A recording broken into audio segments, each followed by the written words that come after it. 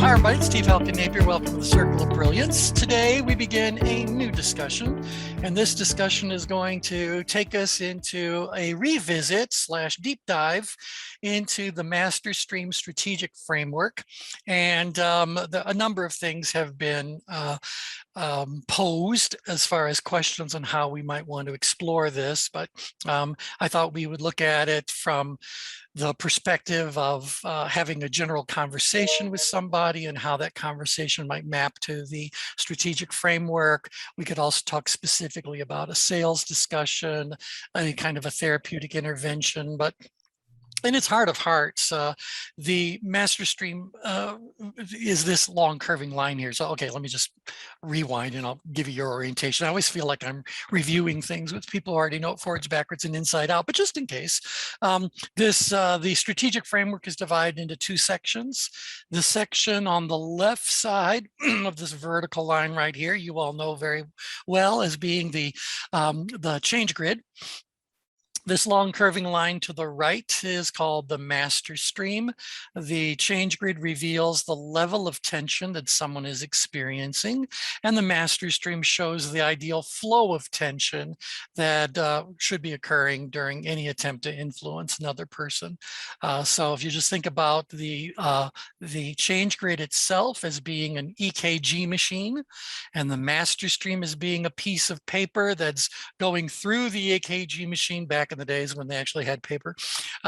This is what it is. This is the tracing of what's happened to the flow of tension over the course of time. Now, if we have anyone on the call with a medical background, I will tell you they would say, well, then you should put the change grid over on the left side or on the right side, because the paper moves from the right to the left. And so for this to be the start of the tracing of tension flow, then the change grid needs to be over here. To which I say too much education is a very dangerous thing. So, yeah, just go with me, people. It's stylistic here, stylistic. Okay. So now, just again, as way of review, the change grid is divided into 5 levels of productive tension. You know them as stress, power stress. Power has 2 colors. We'll might talk about the colors a bit later. Power, big meaty one in the middle. Power, apathy, and apathy. What the strategic framework, or rather what the master stream is basically showing you, is that over the course of a interaction, there are going to be times when we might want to deliberately lower the level of productive tension, times when we need to raise that level of tension, times when we need to protect that level of tension, and ultimately when we need to relieve whatever's going on. So far, is this a review for most of you? Yeah. Yes, would be reassuring. Otherwise, yes. I can slow it down. Okay.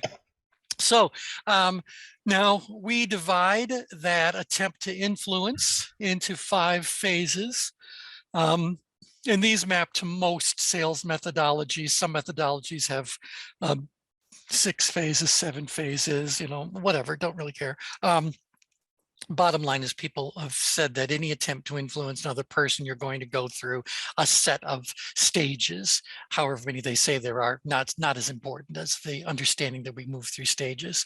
So we just number our stages 1, 2, 3, 4, and 5. We call the first stage here, the first phase. Phase 1 is called the connecting phase.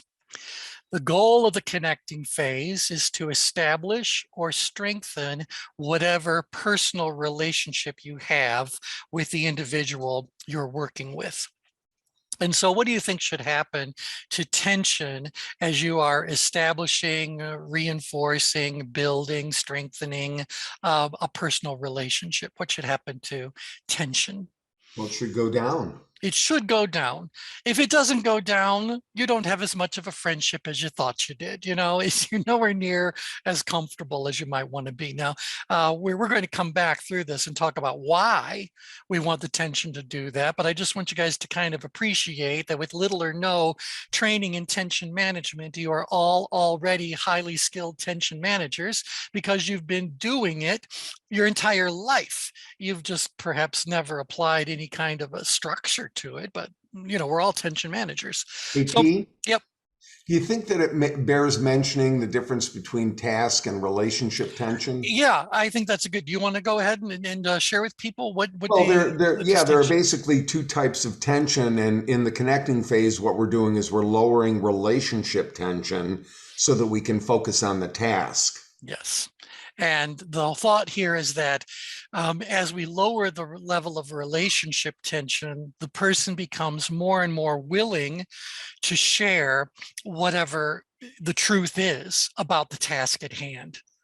And so if you want them to be both candid and accurate as they start talking about the situation, the real task at hand, you have to kind of appreciate how the level of relationship tension impacts that.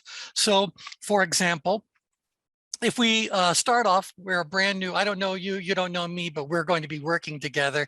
And I immediately want to launch into the task at hand, talking about the business issue or whatever.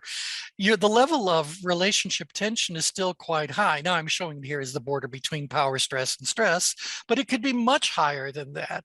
It's all relative speaking, but just for the sake of this discussion, assume for a moment the tension is really significantly high. I don't know you, you don't know me. There's no basis for trust or anything like that yet. There's no rapport, none of that at all.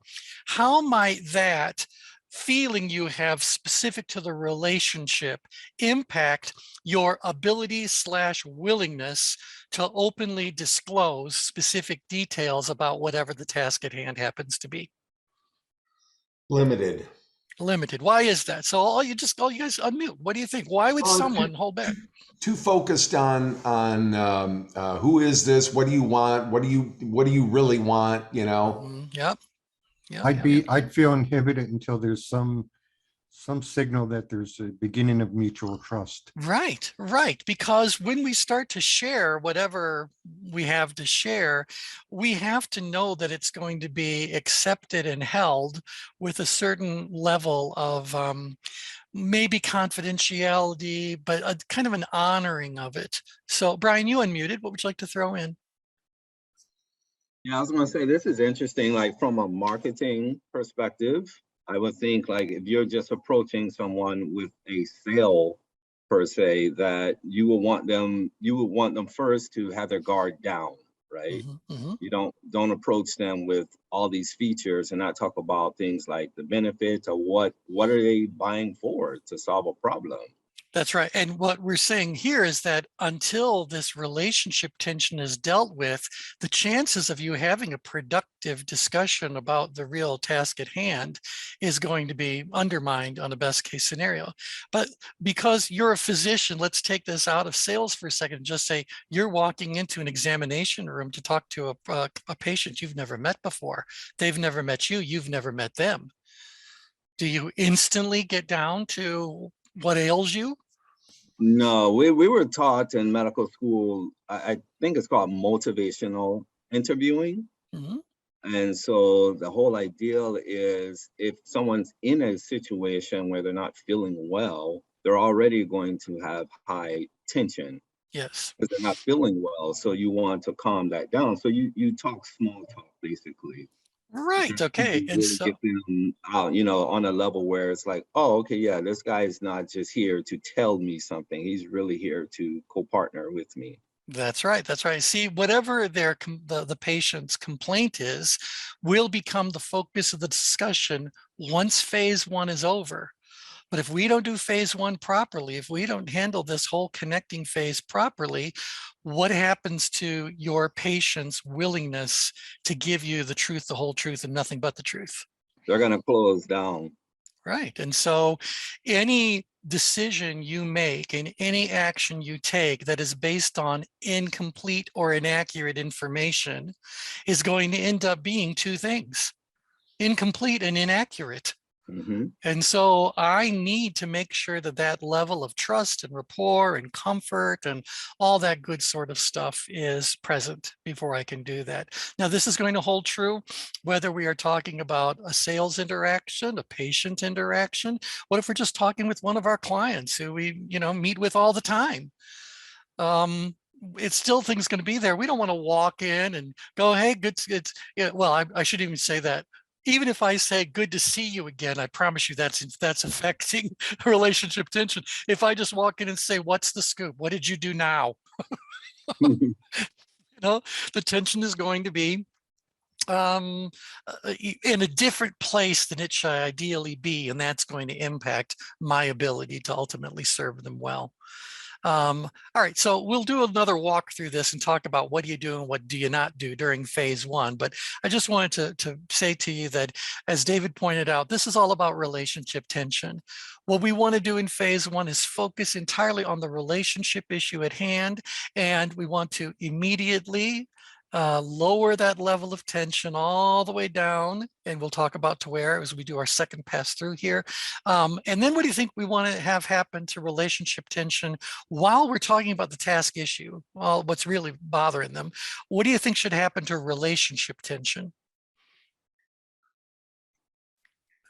Say it again, T. Okay, so once you've lowered the relationship tension, now it's time to get down to the business at hand. Right. What do you think should happen to relationship tension while you're turning your attention to task tension? Well, it should stay low. That's it. So if I said to you guys, as David pointed out, there are two types of tension. We want the relationship tension to come all the way down in phase one and stay down for the duration of the discussion. It is that relationship tension being low that buys us the ability or the opportunity to focus on the task at hand. Now, that's where the physicians, I think, mess up, because the paternalistic aspect, I think, creates the exact opposite of what you described. So it raises the level of the relationship tension, and so then you're discussing diagnoses and prognoses, and it turns people off because you're telling them instead of working with them. And to me, that makes a difference. It makes a huge difference. I'll also share with you guys, I've only been in the hospital one time. Well, I had my tonsils out when I was a little kid, but as an adult, I've only been in the hospital one time, and it ended up being food poisoning. But of course, I ended up being taken to a teaching hospital. So by the time all was said and done, I don't know how many different conditions had been ruled out, but I was ready to leave and ultimately checked myself out against medical advice. But I was tired of being their guinea pig. I was feeling much, much better. But the only thing that I would describe worse than what David just described is when you're there as the patient laying in the bed, and in walk not a physician, but a whole group of physicians and medical students and all this, and they start to talk about you as though you are not there. And I just thought, like, well, this is just plain rude, number one. Number two, you're talking about me. And when did I give you permission to share private information about myself? And by the way, I didn't know any of these people who were in the room at the time. None of them had ever examined me. But then, of course, they all need to rule out that I have appendicitis, so they all decide to come and start poking me in my side. They're going, does that hurt? Does that hurt? I went like, no, but it's starting to. So to Brian's point, it was very interesting. Our relationship tension was made a problem by the way that the medical team was presenting themselves and interacting with me. In which case, did I want them to do anything at all as far as my care was concerned? No, like I said, I checked myself out against medical advice. And I'm still fine. Thank you very much. Hey, T. Yep. When Diane was having our children one time, it was a group that had some teaching, and 2 or 3 people came in to check her cervix. Oh.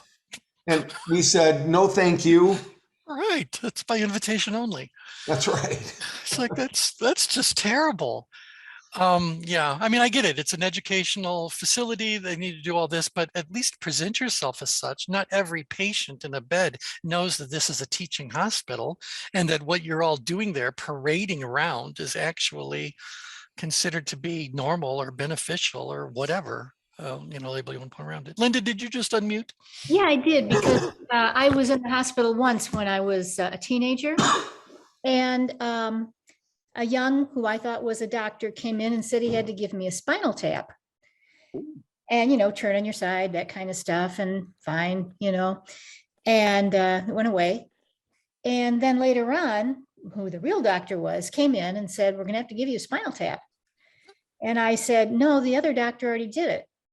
Well, he's not a doctor, he's an intern. Oh my God. That's still a doctor, but yeah, right. Okay. Right. So it was like you could tell they were visibly upset with him because he did something he wasn't supposed to do. Mhm. Yeah. And so then it scared me. Well, of course it should scare you. You've got It's people a- poking a giant needle into your spinal cord. A spinal tap, now maybe if you wanted to take my temperature, I wouldn't have been mad at all, but Yeah, Yeah. it's a little more invasive. Yeah, well, exactly. All right. Well, anyway, but obviously we could share all kinds of great stories around this, but it illustrates the point here, and that is that relationship tension has to be at a certain point before you can safely move into the task-related sorts of things. And we'll talk about strategically why that's so important when we go through our second pass through here in just a minute. Now, when we're Quick question. please do. So in the first phase, the assumption is when you meet with the prospective client or you're meeting with whomever, the assumption is in this connecting phase that tension is already high, or otherwise they would not be coming to you, right? Well, both things is true. We assume that when you are brand new talking to somebody, and you guys can look into your own personal lives to find plenty of evidence of this. Yes, you've got high task tension, or why are you talking to them, period. But you still have high relationship tension because you don't know who they are. They don't know who you are. None of that's been established yet. So you got both of those in a brand new situation. Okay. Now, and I think that's fair to say. Now, as I said, if you've talked to the person umpteen times before, maybe they're not way up here where I'm showing you on the brink between power, stress, and stress, but maybe they're just up in power. That can sometimes be even worse. Because if you walk into their office, let's say you're doing some consulting work, and they're in the midst of power, they're not relaxed enough yet for you to be able to do what needs to be done in phase 2. So you still have to lower their level of tension some, even though if they're in power, they may be ready to get down to business. I mean, how many of you got relationships with clients that the moment you walk in, they want to go like, let me tell you what's going on, blah, blah, that's telling you something. They're in power. They've got plenty of task tension. They trust you enough that they just want to get to it. But I would suggest to you that even in a situation like that, you just say, we begin with good morning. We start with hello. How have you been? Something to kind of reduce that little relationship tension just a little bit more. Again, for strategic reasons, I said we're going to go over. I'm going to quiz you on what the strategic reasons are. So if you've got any in mind right now, just save them for a minute. But there's a strategic reason why we want to lower that level of tension down here to the brink between power, apathy, and apathy, also known as the threshold of delegation. Ooh, gifted students program, threshold of delegation, where we willingly relinquish control. So up here, brink between power, stress, and stress is the default location for the threshold of activation. Down here between power, apathy, and apathy, the default location of the threshold of delegation, willingly relinquishing control. One other thing someone brought up that I wanted to take a quick moment to address, since it's just popped into my head. People forever have wondered, why is the change grid up on its corner instead of in a traditional Cartesian coordinate kind of arrangement? It's because of the MasterStream. So if I want the flow of tension to be as horizontal as I can get it, I had to tilt the change grid 90 degrees. So it was not purely a design choice. There really was a reason, a practical reason why. You guys may not know this, but for the first probably, I don't know, David, you'd probably know, what, 15, 20 years of the existence of our work, our focus was MasterStream. Oh, yeah. Yeah, we spoke a little bit about the 5 levels of tension, but we were more concerned about what's happening with flow. We were sales trainers. Yeah. And so that's That what was this, my first certification. that's right. That's what this was all about for a decade plus. That's what we did. And then we started doing a deeper and deeper and deeper dive into the change grid itself and saw that it could be a really good diagnostic tool for needs assessments and all that sort of a thing. But honestly, until we were able to automate it, it became a very cumbersome process to try to do a group profile on a change grid and all that sort of stuff. So our focus was on MasterStream. And so that's why the change grid is up on its corner. Okay, so fine, relationship tension is out of the way. So what do you think happens if you guys lower relationship tension down here to a very mellow little place in the conversation, and then you never raise task tension? You never. What do you think is going to happen? How long is this conversation going to go on? Short and boring. Short and boring or long and boring? I mean, it depends how long they want to keep you around before either one of you got something else you got to go do. Nothing productive is likely to happen. I mean, it's nice that they feel comfortable enough to just hang out with you. And likewise, you feel that comfort. We all have friends that we can hang out with where we don't need to have conversation. We can just kind of like be in the same general vicinity and feel perfectly fine and all that. That's not what you do when you're doing consulting or therapy or coaching or anything like that. So we got to get down to the business sooner or later. And so we'll get into phase 2. Now we call phase 2 the analyzing phase. And the whole goal of the analyzing phase is to understand what the task at hand is really all about. So during the analyzing phase, we need to gather whatever information we need to determine what's going on and ultimately figure out if we have sufficient information to be able to make some sort of recommendation, which is what we'll do in phase 3. So phase 2 is all about gathering information. And so as we gather that information, what we want to do is make sure we do it in a way that raises the person's level of tension. Now, if we do this skillfully, we don't need to do anything deliberate to make it happen because nature will make it happen. We just need to make sure we get out of nature's way. And so as we talk about the general guidelines and the protocol for phase 2, we do talk very specifically about the order in which to ask questions and a whole list of things to do or stop doing that is ultimately undermining the flow of tension that's there. So we can tell you that for most sales professionals, we don't need to spend a whole lot of time training them in phase 1. Most sales representatives, other those that have a very high A-type personality, they tend to be very comfortable naturally doing a phase 1 relationship tension reducing kind of an interaction. And so sometimes we don't need to put much energy into this at all. But we can tell you that people who find phase 1 easy tend to find phase 2 very difficult, very difficult. The opposite is also true. People who are great at building tension tend to suck when it comes to lowering tension. And so they jump right into the task and they really suffer when it comes to managing the relationship tension. So they come across as being a bit of the bull in the china shop, the person who's a little bit more concerned about what money's going into the sales representative, their personal pocket as a sales representative, rather than the money that's going to stay in yours as the consumer. So there's all kinds of issues that come up. But bottom line, the world is filled with 2 kinds of people: natural downgraders and natural upgraders. And each of them have a strength somewhere along this curve, and each of them are going to have their own challenges that are going to need to be overcome. Sorry, I'm scooting things around that didn't need to be scooted. Okay, so thoughts about that? This idea about natural Can you downgraders? talk about those questions that you were asked? 'Cause Oh, I'm we thinking like will be the going through them in vivid pharmaceutical. detail.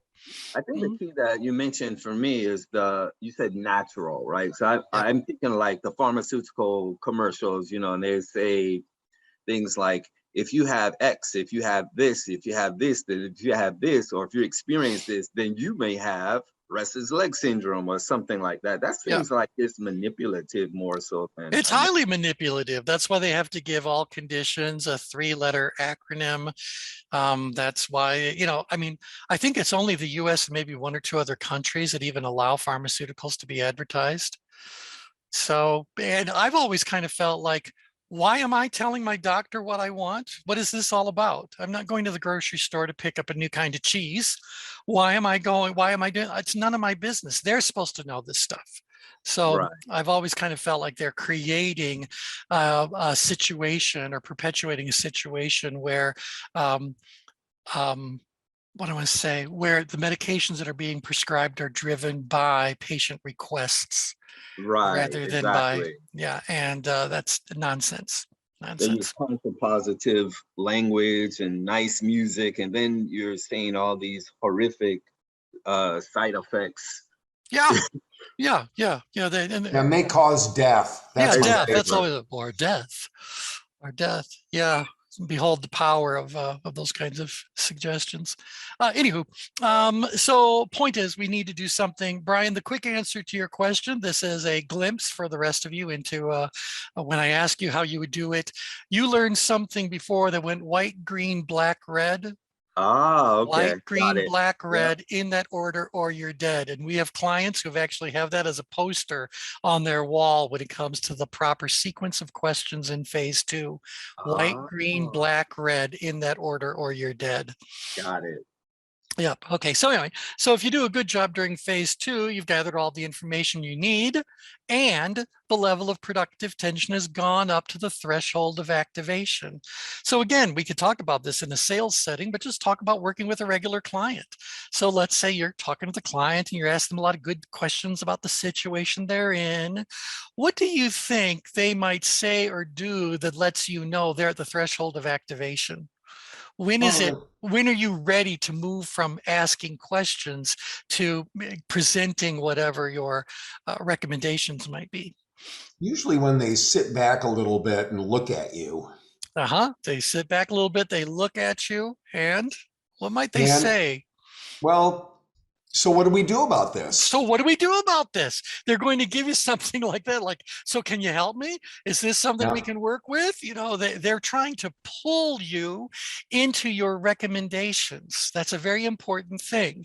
So rather than me deciding that it's time now for me to push them into the recommendation phase, we will tell you that tension is constantly giving feedback. And when the feedback occurs up here at the threshold of activation, that feedback sounds from the client's mouth or the prospect's mouth. They will actually say to you, well, what can we do about that? What do you recommend? You got any ideas? Something that just tells you that they're ready for you to fix what else. Remember, if they're up here at the threshold of activation, what's the frame they're putting around the concept of control? How are they feeling? Out of control. Out of control. If you're feeling out of control, what do you want? What do you want? Yeah. Restore control. Exactly. And so, and what form does that restored control take? A presentation. Right, exactly. Whatever you're recommending. So your recommendations, your presentations, your solutions, that's what this is all about, which pulls us into phase 3. Phase 3 is called the solving phase. And during the solving phase, you're going to give them whatever it is you recommend. In the case of coaching, this might be where you are ultimately trying to co-create whatever the solution happens to be, but you might do a little priming of the pump. So you give them a couple of ideas and let them play with them, see if you can extract some ideas from them. But one way or another, the focus here is all about the solution coming forward. Now, what do you see is happening to tension when that solution is coming forward? The tension is going what direction? Down a little bit. Down a little bit. Now, I will tell you that the MasterStream is saying to you, in the best managed situation possible, the level of tension is still going to go down. But phase 3 is all about protecting the level of tension, defending against any decay or erosion in tension. Now, why would that be? but because as tension goes down, the person leaves power stress. What was the key word for power stress? What do people in power stress do? Delegate. Change. This is where change occurs. This delegate would be Mm. down here. Threshold, Okay. also power apathy is where they delegate. So this is where they change. Remember that up in stress, you felt 3 words. What were those 3 words? Out of control. Out of control. What are you doing in power stress? Seizing control. Seizing control. And so that's what we want people to do, seize control of what's going on. But if the level of tension goes down any further, now what are they feeling? In control. In In control. control, in control. And if we lower it even further down to power apathy, now they're feeling an Abundance of assumption, control. and even down here, an illusion of control. And so this ends up becoming one of the most common parts of the sales process where sales representatives just blow it. And by the way, this is also where if you're just trying to influence someone, you can end up undermining your best intentions. We need to make sure that we keep the level of tension high enough that the person will follow through and do something around it. And again, I know I'm giving you guys this as quite a bit of a whirlwind review, but you remember back when we learned that Form D, the 5 levels of tension and all the characteristics that travel with each level of tension? You might not have known it, but it is vitally important that you know that stuff as we start to work our way through the MasterStream, because it's going to tell me how emotions are changing, how decision-making is changing, how perceived availability of resources is changing, locus of control is changing. All that stuff is changing as we start to move someone up and down this process. And so we got to know where it is we're trying to get them. What's the destination, so that we can manage the flow of tension as expertly as possible. Okay. Okay. So now let's talk about, why does the level of tension go down when you are getting into this solutions presentation? So anybody remember from your MasterStream training, why does tension go down when we are talking about solutions and recommendations? You're restoring control. We are restoring control. Now, keep in mind, they haven't purchased anything yet, so nothing has really changed. So just the knowledge that a solution is available makes tension go down, right? Think about that. Yeah. Think about that, just the knowledge. So putting this into a medical scenario for just a second.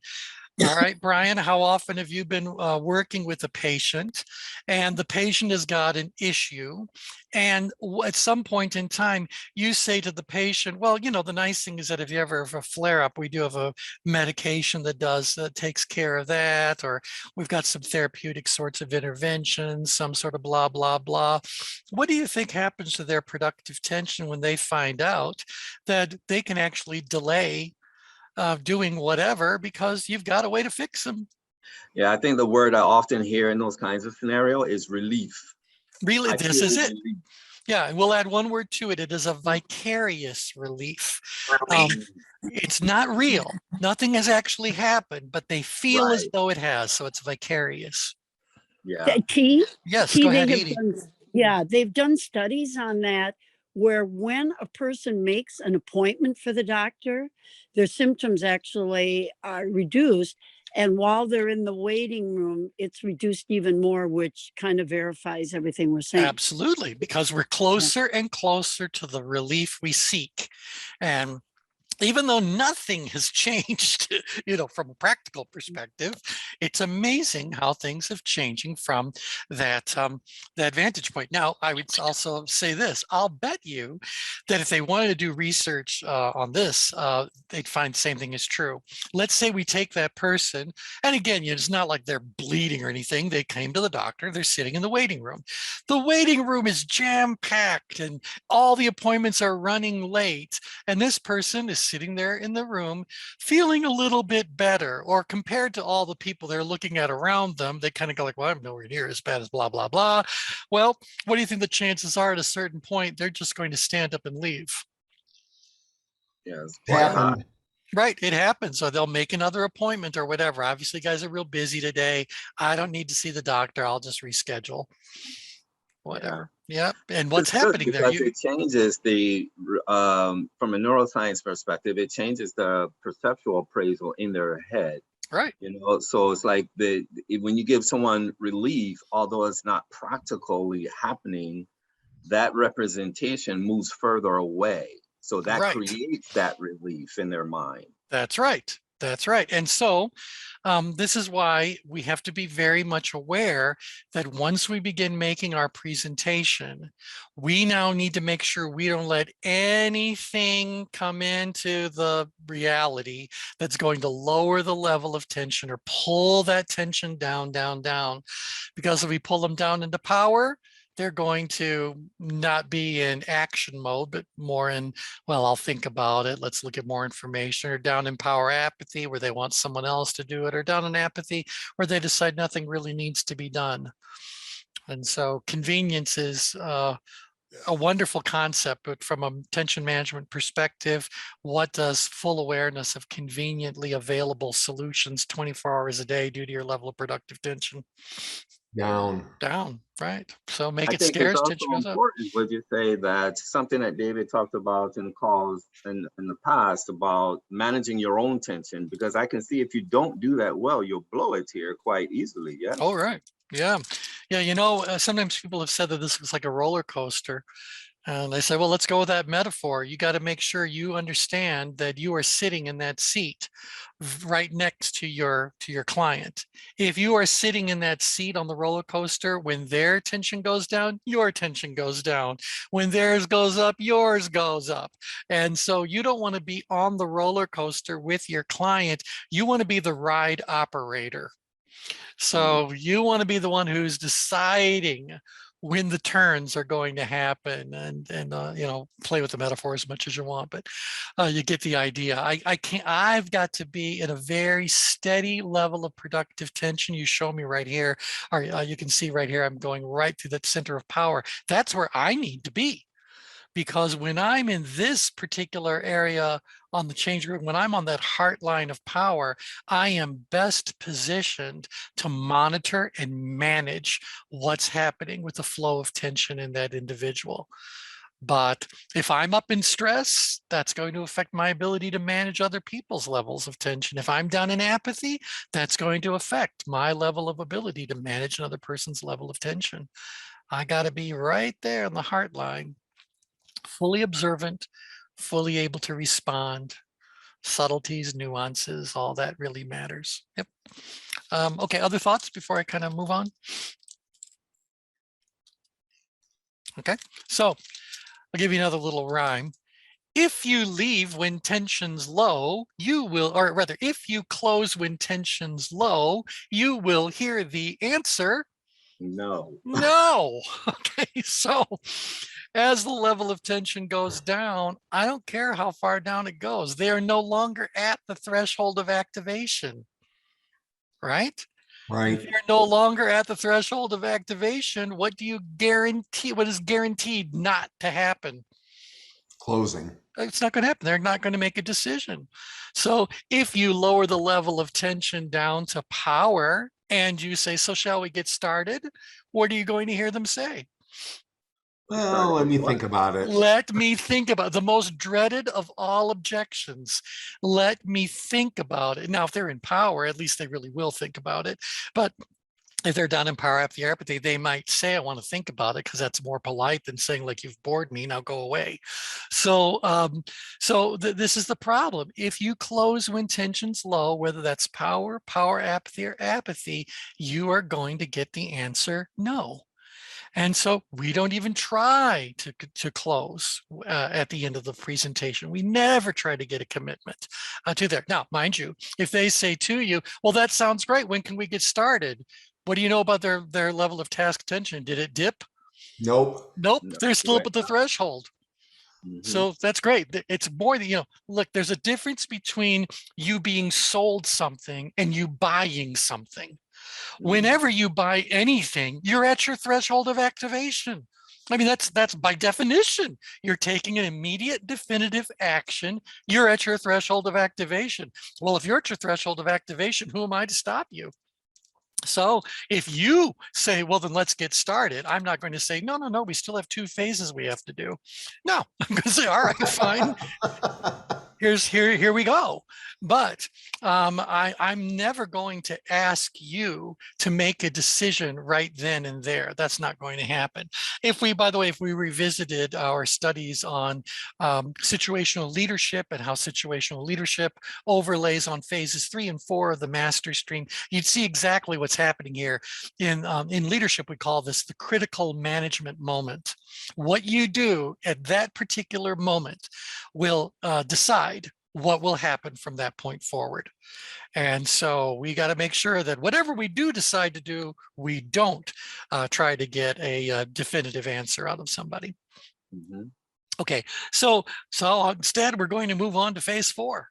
And in phase 4, we're moving now from we'll go back to the beginning, connecting phase, analyzing, solving. Now this is all about getting their commitment. So this is the committing phase. And what do you think the goal of the committing phase is? Should be obvious. Build tension back to the threshold. Well, yeah, that's actually the strategy, but you're absolutely correct. The goal is to get the commitments. Get a commitment. Yeah, so I was just saying, like, okay, it's pretty obvious. And we do that by getting their level of tension, as David just said, back up to that threshold of activation. Now, this is an interesting situation because generally in traditional sales situations, getting the tension to go back up to the threshold is all about objection handling. Now, don't think for 1 minute that just because you might not be in a true sales situation, the same dynamic isn't going to occur. You're just now trying to influence someone, or if you're in a coaching role, trying to help them commit to themselves. That can, by the way, be the most objection-filled of all the scenarios. But that's what you're just trying to do. Get past the objections, help the person to make their best decision and make it sooner rather than later. That's what this is all about, get their commitment. Now, I'll give you a little insight here, and then you can tell me if the logic behind it is obvious or if you'd like to do a deeper dive. But here, the degree to which tension is lowered in phase 3 equals the degree to which it must be rebuilt in phase 4. Mhm. Right? And so if I'm sloppy in phase 3 and tension comes all the way down here to power, I have to now build it back up to power stress. The further away from the threshold they end up, the further, or rather the longer my trip is back up. So it's equal. The degree to which tension is lowered in phase 3 equals the degree to which it must be rebuilt in phase 4. Well, why do I keep doing that? So got that? Make sense? Yep. Yeah. Yep. Yep. So the secret to a quick close then is, I want to throw something out. The secret to a quick close is a short presentation. Mm. The shorter, more focused you keep that presentation, tension didn't have an opportunity to go down very far, and so you don't have to rebuild it very far. But if you get into this global presentation where you tell them anything and everything about anything and everything, their tension's going to go further and further and further down. Just think about this. Information, content has weight. And that weight is pulling this down. It's getting heavier and heavier and heavier. So not only is the trip going to be longer, it's going to be more difficult because of the burden of all that additional weight that this presentation gave to them. So the secret to a quick close is a short presentation. Have you taught this, T, in marketing, from a marketing Oh, yeah. perspective? Has Yeah, it been mainly the sales? extensively. Yeah, no, sales and marketing, both Because I'm extensively. thinking of like, you've seen those like really long sales pages? Yep. Those things would drive me nuts. I would not scroll down to read all of that. So Yeah, but already the way they're constructed, that's not how it's all about. They assume that every person who buys is going to click at an earlier opportunity. So if you look at those traditional sales letters, back in the day when they were on paper, there was a little bit of a different dynamic, but the ones that are the electronic representations of them, you will find that probably every foot of scrolling that you might go through on a page, there's going to be a buy it now. There's going to be that opportunity, because all they're trying to do is get you up to that threshold of activation. And if you are at the threshold of activation, you'll click on buy it now. You won't bother going through all the rest of it, the stuff. But if you weren't, you read a little bit further, because as long as it keeps you in power, you will keep scrolling. And so you need that. Here's 10 reasons why. Did 10 reasons why get you up to the threshold? Great, click here. Oh no, that didn't do it yet. Well, here's testimonials from 20 of our happiest customers. Well, now will you click? And so rather than think of that as being a single sales letter, think of it as being a very long stream of sales letters, one after another, after another, after another. And the belief is that sooner or later, you will have enough information and enough productive tension to click and follow through. And as much as we hate those things, I'll tell you the reason why they continue to exist to this day is because they actually do work. I hate them, but from a tension management perspective, they actually do work. Interesting. Yeah, but it's not one letter. Don't ever think of it as one letter. If you make it all the way to the end of the letter, then in all likelihood, they're going to go like, the only reason why you haven't clicked is because you need a better deal. And so that's when they'll sweeten the deal. You'll see a discount down there, or you'll try to exit the page. And when you try to exit the page, it says, before you go, save 20%. Yes, yes. Blah, And they blah, even blah. try to include videos now. If not, Oh yeah, sprinkle it, because if reading it isn't getting you to the threshold, maybe watching a video will get you to the threshold. And so now they don't understand the science of tension management. Like, I mean, they would be better off if they did. They just know that one of these crazy long sales letters with one thing after another, sooner or later, you're going to hit your threshold of activation. Now, to Brian's point though, what does a sales letter do to relationship tension? Yeah, it drives me Probably away. nothing. Yeah, if you're lucky, it does nothing. But unfortunately, a lot of people take offense to it. Mhm. And so that's why in some of the sales letters, you'll find that once in a while, you'll encounter a section that's all about enhancing the credibility of the person who's the one who's the pitchman for doing the whole thing. We loved working with so-and-so. They were so easy to work with. They really cared about everything we were doing. That's one of the ways they're trying to heal the damage that's been that the sales letter itself causes to the relationship. Tension that's going on. So, but a well-structured sales letter really does work. Now, people who are smart, who are reading some of the sales letter, and bottom line is they're going like, look, no, I really do want this. They've now been trained enough that they know, don't click on any of these intermediate purchase links. Scroll all the way to one on the end.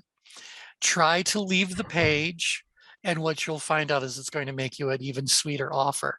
By the way, if you don't follow through on that offer right then and there, what's the likelihood of you receiving an email within the next hour or two offering you an even sweeter deal, or even something the next day if you haven't taken action? So Linda could explain to you the whole way that sales funnels work, but it can all be triggered based on time that passes without you doing a trigger event. So never do that. If you really want it, just don't buy it in the moment. And I promise you within the next day or so, you're going to be offered the sweetest deal you've ever seen. So yeah, but it's all tension management. It's all tension management. Okay, so that's it. We got to get that level of tension to go back up to get their commitment. And then we get to phase 5. Phase 5 is called the relieving phase.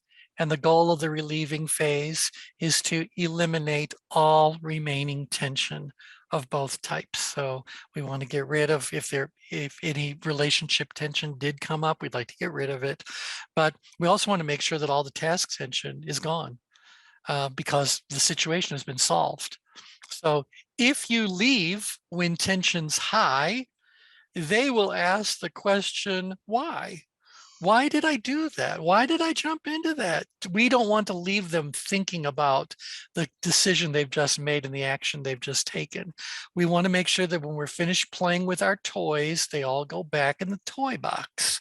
And so put it all away. Just put that tension away, lower it back down to safekeeping, and power apathy to apathy is definite safekeeping. Is this a follow-up kind of things? Well, this is where the relieving phase, actually, you would say to them, here's what's going to happen next. You're pledging your support. If we pull out the protocol, and we will by the time we're done, it tells you step by step exactly what to do to protect the sale, to lower the level of tension, and also set yourself up for getting some referrals if that's appropriate in this particular part of whatever your relationship is with that client. So yeah. So Brian, just so you know, and David, you can certainly tell this is true. This flow of tension has been scrutinized to the finest detail by some of the biggest companies on the entire planet.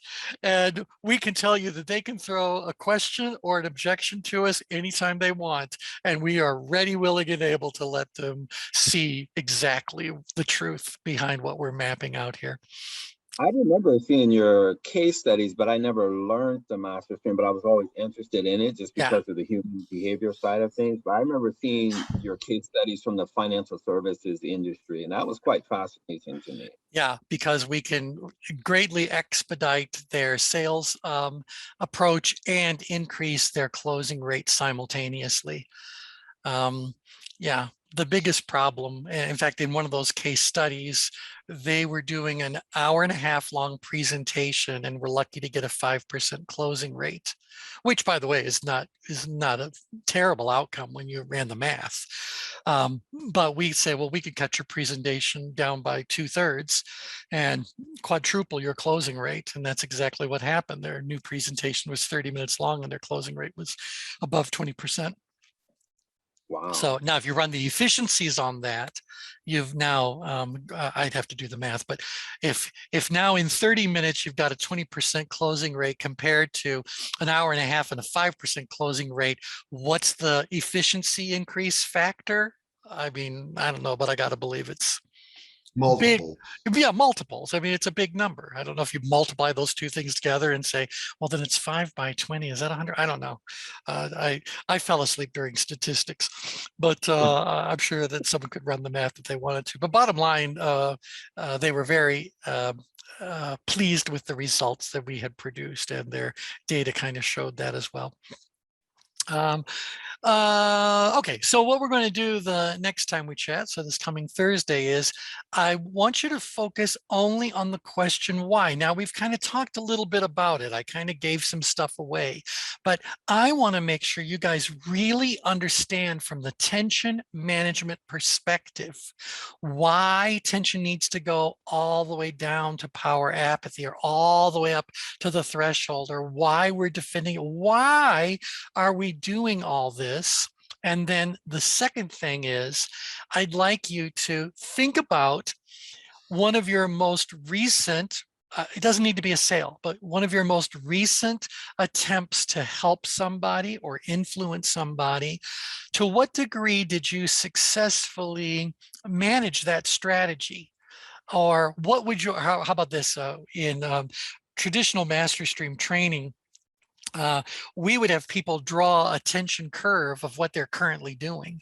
So are you really lowering the tension all the way down to power apathy, or is it only coming down part way? And then are you building it back up to the threshold, or did something totally different happen and now there's no tension or whatever? And when it came to presenting, did you keep it nice and tight, or did you do a global presentation? And then what happened to your getting them up to that decision point? So This is the ideal flow of tension. What does your actual flow of tension currently look like, or most recently look like?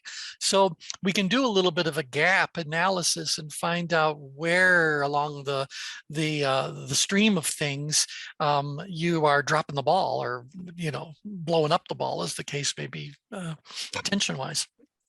And then we can easily correct. A hot mess. Yeah, well, and that's it. Oftentimes people will find there's a hot mess, but we can certainly tell you that we can make profound improvements in your results by making usually subtle changes to the things that you're doing. Because almost always we're just repositioning what it is that you're saying to elsewhere in the stream of things. I did not know this was built on two aspects of tension, the relationship and the task. See, that's interesting. Yeah, and that's something that we only bring up when we're kind of deeper into the content, because truth be told, the human body, the human brain, can't experience two different levels of tension simultaneously.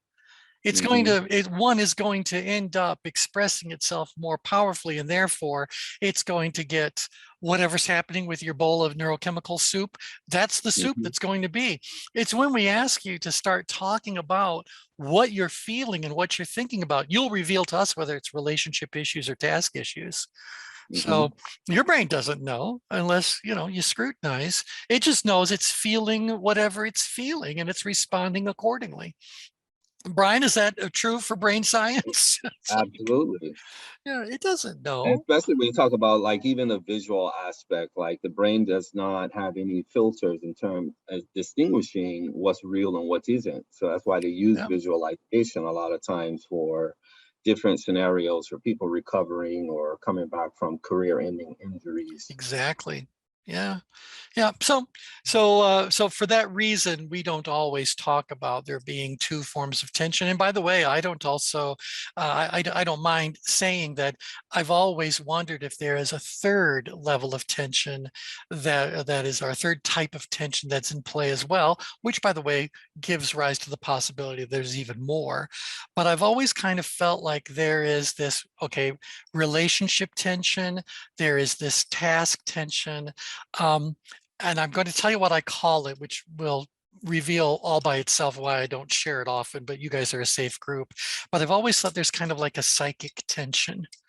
So there is this kind of other sort of awareness we have about the world around us, the people we're near, the circumstances we find ourselves in, that is happening and I'm not talking like psychic, like I can read minds, but psychic that just says that my brain, more than anything else, detects energy.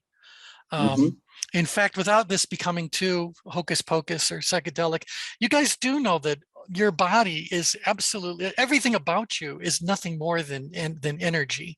And for whatever reason, the way that your neurons and all that are flipping around each other and zooming and zipping and all that, you're you. But you're not particularly well insulated and you're not particularly tightly assembled. And so there's all these energy leaks that are constantly happening. In fact, it's because of energy leaks that EKGs and EEGs are even possible, because it's detecting something that's happening deeper, but it can only measure on the surface. These electrodes are, for the most part, less old school, superficial sort of stuff. And so you're not all that well insulated. And so I do believe that because you're not well insulated, all the other people and things around you are also not all that well insulated. And so everybody's picking up signals from one another. And without, again, I don't want that to sound like it's too, I want that to sound like there's something scientific behind it. And this idea about us being a form of energy and us not being well insulated gives, I think, rise to the possibility that we could be detecting things in the environment or from other people that may not just be about the relationship. It may not be about the task. We might just be going like, things don't feel right now. You wonder how many people had an aura before. Well, we hear stories about this all the time. So they didn't get on the airplane, or they decided to go in late. I've always wondered when it came to the 9/11 events, Wouldn't you have thought there would have been a heck of a lot more people in the building at that time of the day? Yeah. I've always wondered, okay, that's a massive building that at the time, luckily, there were a few people, tragic for them, obviously, but luckily for others. I always went like, I just wonder, was there some of this psychic kind of energy that was going on? So who knows, call it whatever you want to call it. But anyway, I'm babbling, but you guys get the idea. I think there's a lot more to tension than just task tension and relationship tension. But the audiences we've had can wrap their head around what we've talked about rather easily. I think we'd have to have a special audience to start talking about other things. Yeah, this is good. Yep. Okay. All right. We'll pick up where we left off on Thursday. So thank you all for joining in, and have yourself a great couple of days. We'll talk again soon. So Thank bye you. for now, everyone. Take care. Bye for now. Bye, everybody. All right. Bye, Brian.